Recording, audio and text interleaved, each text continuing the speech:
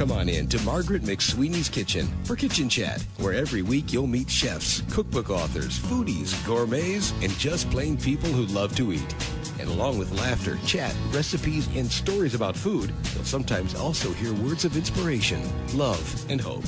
As Margaret always says, Kitchen Chat is food for the senses and food for the soul.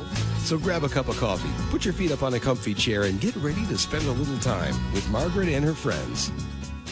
Hello, everyone, and welcome to Kitchen Chat. This is your host, Margaret McSweeney, and I am just so delighted that you are joining me here in my kitchen today. We have a very special guest I can't wait for you to meet.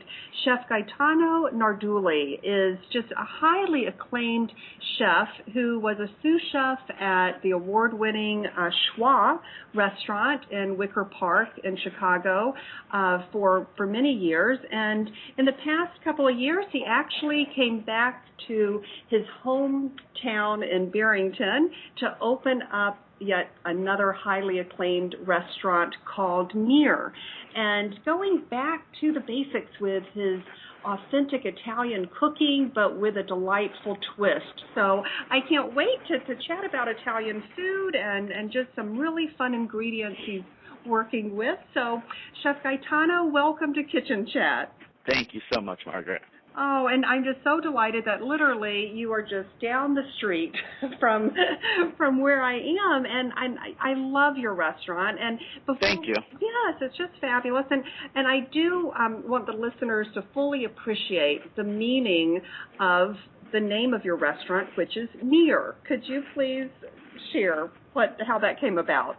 Well, Near is kind of like a simple name, but it's actually named after my grandmother, my mother. My grandmother's name is Nina Elena. That's the N-E. And my mother's name is Angela Rosa. That's the A-R.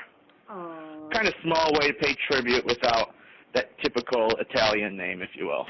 Exactly.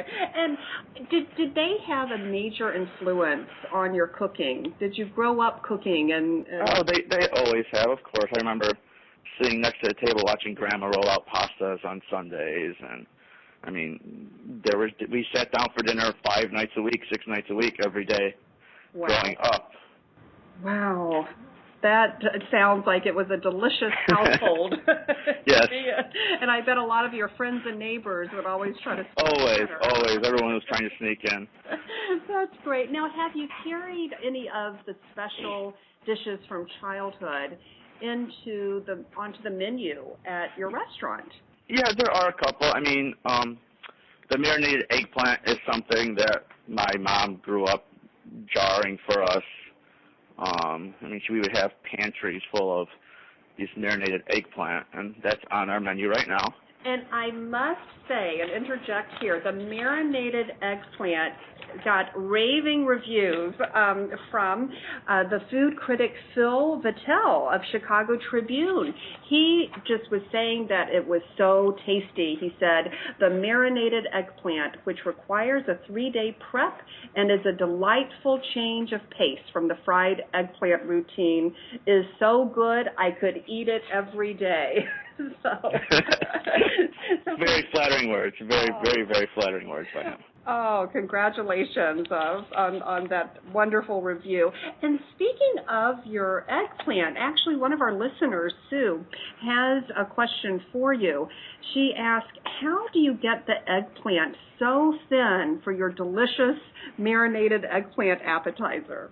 We actually use a meat slicer to slice it thin. So like your deli meat slicer is what we basically use to make it really thin, and then we press it overnight, which gets a little bit smaller. Now, you know what, for those home chefs who might not have a meat slicer in the kitchen, what is another way to approach this and get a similar effect with the thin slice? You can use a mandolin. Okay. A mandolin, you could probably find it even at grocery stores now.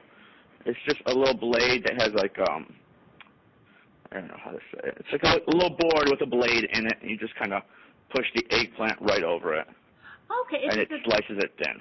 Does it look like one of those graters that you typically might have in the kitchen, but just with a different format? Yes, it just has a single blade on it. Exactly, yes.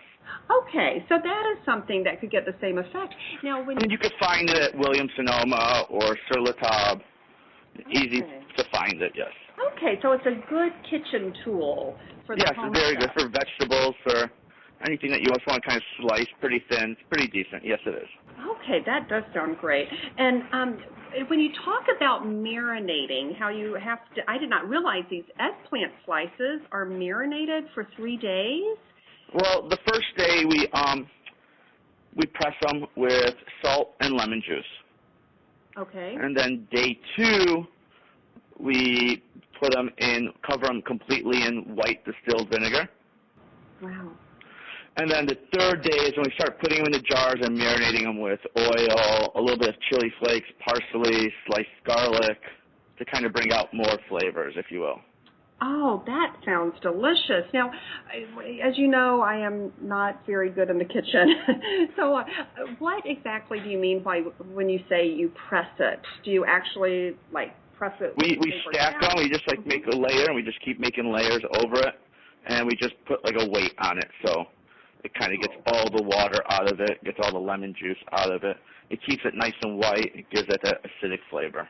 Okay, so you want to kind of have it dry so it'll be able to absorb the other ingredients. Some of the vinegar, exactly, the vinegar, and then the oil, exactly. Oh, that sounds great. Well, and of course, is that on your menu now? That is always on the menu. Wonderful. Now, for sourcing, I know that you're all about having fresh ingredients and even some local sourcing from some farms and everything. Do you have a seasonal menu? Does it change weekly, monthly? How do you come up with your menu? It is very seasonal. It always depends on what's coming in season, what's coming out of season, how bored we get with a dish, if you will. But no, there's some great farms around here. We've been using one for the past year and a half, Middlebury Farms. Mm-hmm. The farmer is actually from Barrington. Oh, great. And Peter Groovy, and he's got great products for us. This week is when he first started bringing stuff back to us because the weather hasn't exactly been ideal lately. Right, right. But I see green now, which is fabulous. Exactly, finally. Right. Well, that's right. And so you just kind of see what is in season and then plan your menu. Go around there, exactly.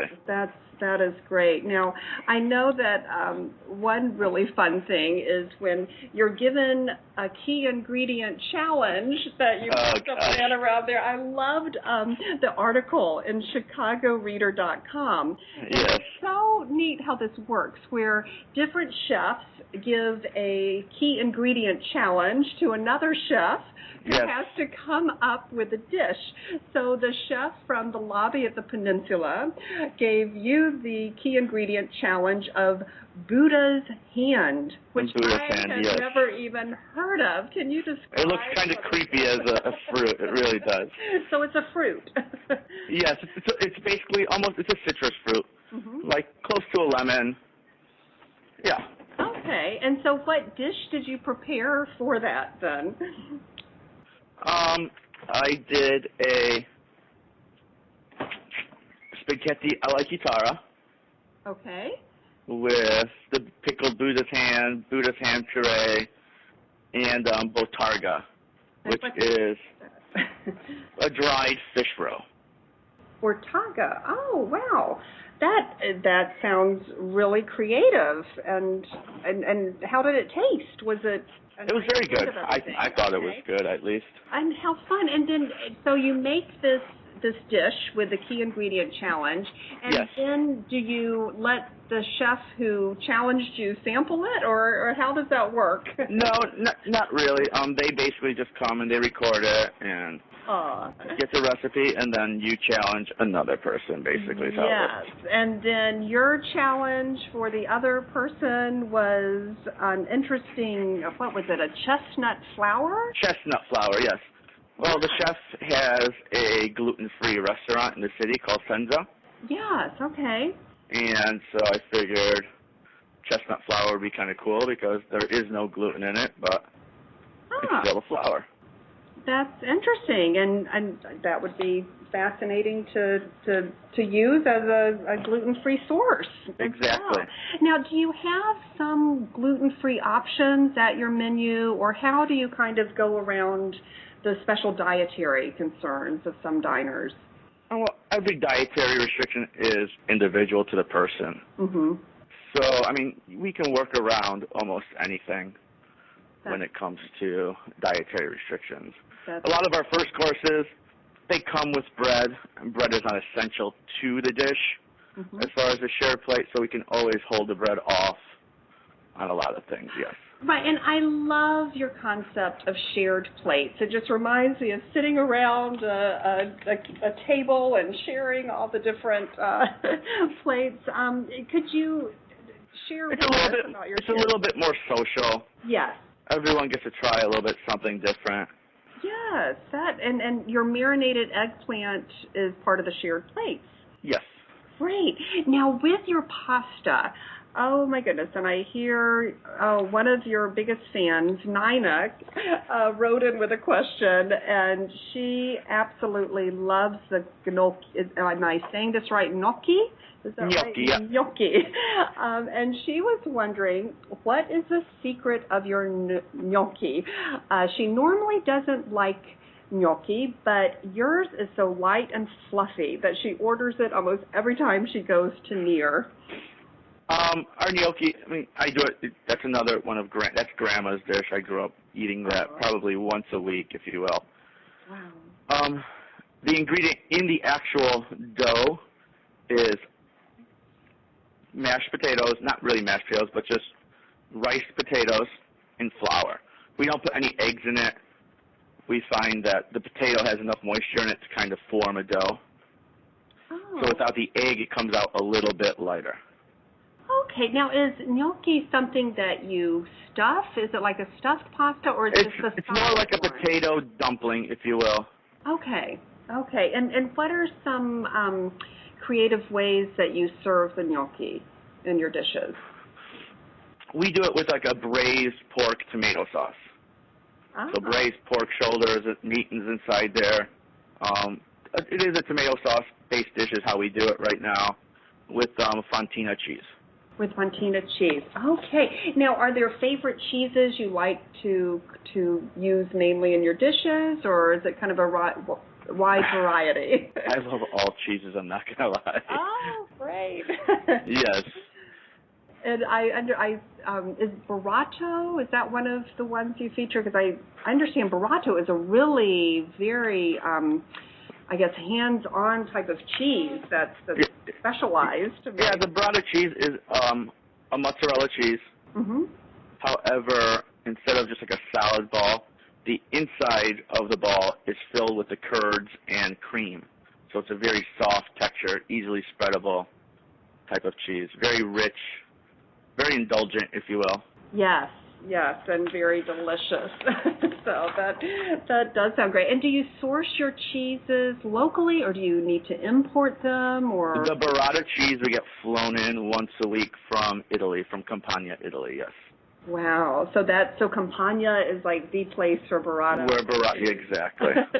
How fun. And you really have stayed close to your Italian roots and everything. And so at Schwa, it was not always Italian. It was kind of just a culinary... Yeah, it was. It was more of like a world cuisine, if you will. We kind of played with anything. We didn't really have any boundaries. There was no classification of the food, if you will. Right. Now, did you have a signature dish there at Schwa that you would prepare there? There hasn't been anything yet, no. Okay. So, but you really... It's a different style of place. They're more of a fine dining type restaurant. Okay. And we're just a little bit more casual. Yes, and more just kind of inviting to the table, inviting into the kitchen, family style. Exactly. More laid back, but you still have to maintain a certain standard all the time. Yes, and you are highly acclaimed for that. And listeners, I also want you to know that Chef Gaetano gives so much back to the community for charity. He was one of the featured chefs at the Wings event, the Women in Need Growing Stronger, which is a wonderful organization that helps women and children who have suffered from domestic violence get a second chance and have a safe place. And each year we have the annual Taste Takes Flight, and Chef Gaetano has been so helpful in being one of the featured celebrity chefs. So thank you, Chef, for the least we can do. Oh, which is great.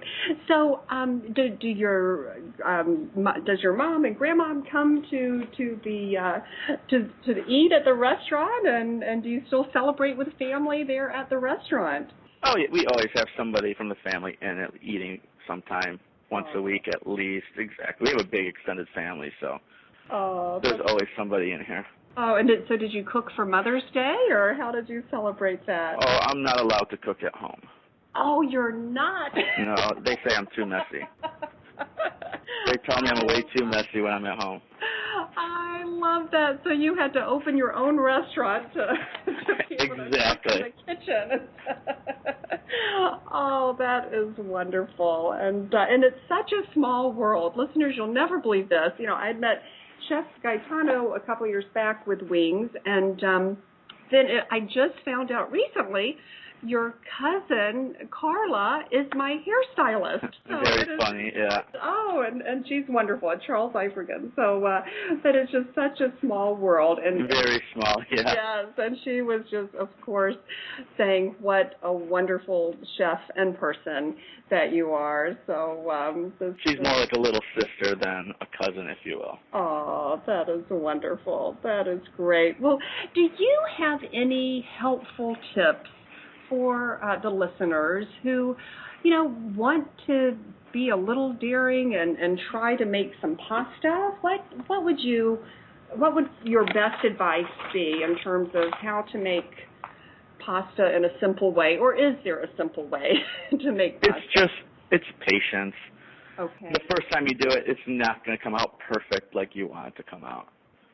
The second time, it's going to get a little bit closer. The third time, it's going to get even closer to that. It's practice. Practice and patience, it sounds Practice like. and patience, yes. Keep it simple. Okay. And what would be a simple pasta that the listeners might, you know, try to do in their own kitchens? I would honestly say, like, if you're going to make pasta and you want to just make a dish, just go to the grocery store, find out what is in season. If it's peas, if it's fava beans, whatever it is, keep it simple. Olive oil, maybe a couple of vegetables. If you want to add some shrimp into something, keep it simple. Okay. And so in keeping it simple, do you cook at home, at your own home? I mean, what do you cook for yourself? Do you cook the similar things that you do at the restaurant, or do you have different things in your fridge? My fridge is full of condiments, okay? Oh, okay. If I'm cooking at home, I'm going by Mom's house to eat. Oh, okay. So after a long week, there's not much in my refrigerator, so I'm usually by Mom's house on Mondays. I love that. That is so great. And you can get a taste of your mom's cooking and grandmom's cooking there at Near. Oh, listeners, I encourage you to check out his website and his restaurant. It's Near, NEAR-restaurant.com in the Barrington, Illinois area. And definitely go and sample those marinated eggplant appetizers. I am going to try one very soon, Chef Gaetano. Thank you so much, Margaret. Oh, and I so appreciate you being on Kitchen Chat. And listeners, thank you for tuning in. And please remember just to take the time and savor the day. Wonderful. Thank you so much, Chef. I really appreciate it. Thank you so much. Then I will send you a link to it when it airs in a couple of weeks. Perfect. Thank you so much. Okay, thanks. Take care. I'll talk to you later. Bye-bye. Thank you for joining us today. If you're interested in Margaret's books, A Mother's Heart Knows, Pearl Girls, Encountering Grit, Experiencing Grace, and Go Back and Be Happy, please just click on the covers on the webtalkradio.net page in front of you.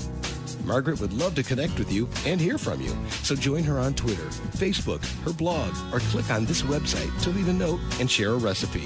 Thank you again, and we'll see you here again for a new show next week.